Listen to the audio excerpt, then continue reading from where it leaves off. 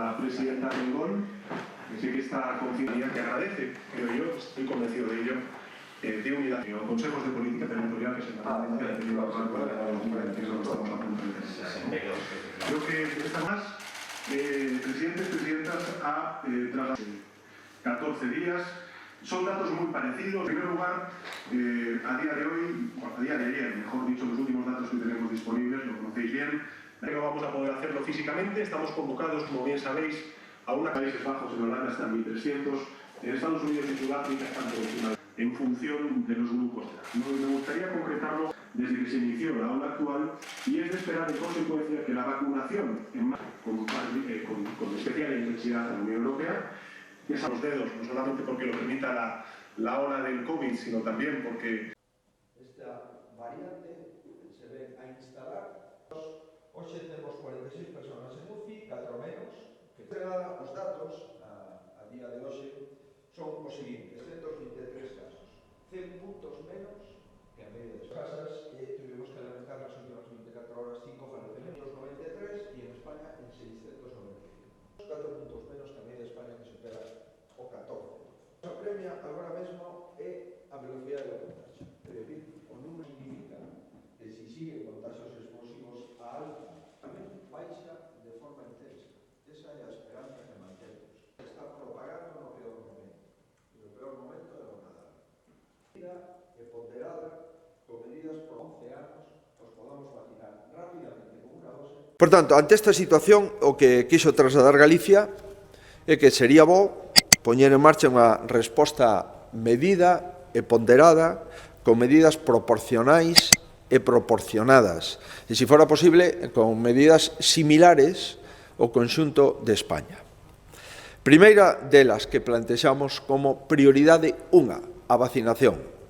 Seguir vacinando, seguir incrementando o ritmo de vacinación e tentar que a maioría da población teña unha terceira dose e que os nenos de 5 a 11 anos os podamos vacinar rapidamente con unha dose e unha vez finalizada e trasladado o período normal podamos dispensar a segunda dose. Ben, finalizo, se lles parece, con outras medidas que plantexamos na conferencia de presidentes. Primeiro, intensificar as probas diagnósticas.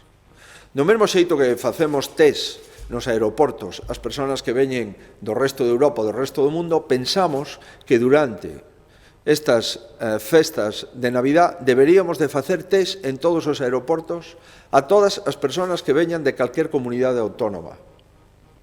Así, lle daríamos seguridade ás persoas que chegan a Galicia e así as persoas que estamos en Galicia teríamos a seguridade coas persoas que chegan. Por tanto, plantexamos test en aeroportos e test en estacións de ferrocarril.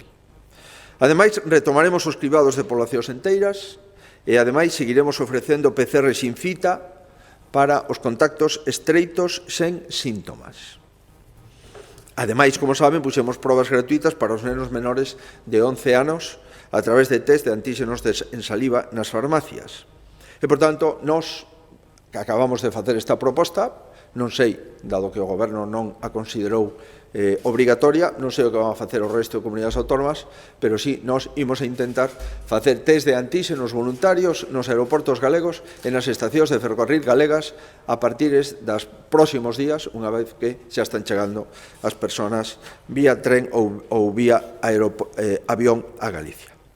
En segundo lugar, pedimos que se garanta o uso da mascarilla en exteriores en zonas urbanas, como referiu o Goberno. Ahora ben, o que si pedimos é que esta volta a mascarilla en exteriores sexa temporal, é dicir, ata que finalicen as festas e depois facer unha valoración, e non obligar a mascarilla en zonas rurais, nos povos, en lugares donde non hai persoas, o número de persoas é mínimo. Por tanto, a densidade de población galega supón que no exterior, na maioría de Galicia, seguirá sendo innecesaria levar a mascarilla e só nas rúas das cidades, en zonas urbanas, sería necesario levar a mascarilla durante as próximas semanas ata finalizar as festas. Por lo menos foi a proposta de Galicia.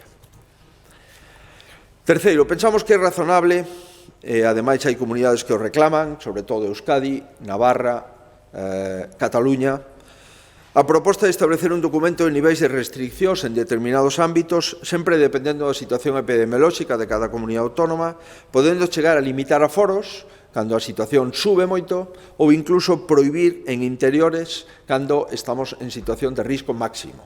Pensamos que ter esos documentos, e se esos documentos foran extensibles a toda España, nos daría unha certa armonía no momento de aplicalos. Cantas menos persoas se reúnan a xantar, mellor.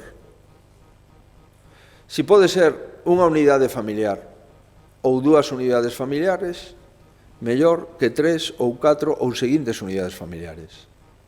Si podemos cear coa nosa propia unidade familiar, o risco será prácticamente inexistente.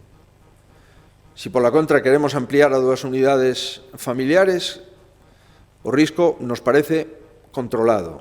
A partir de aí, empezamos en zonas de máis descontrol e de maior risco.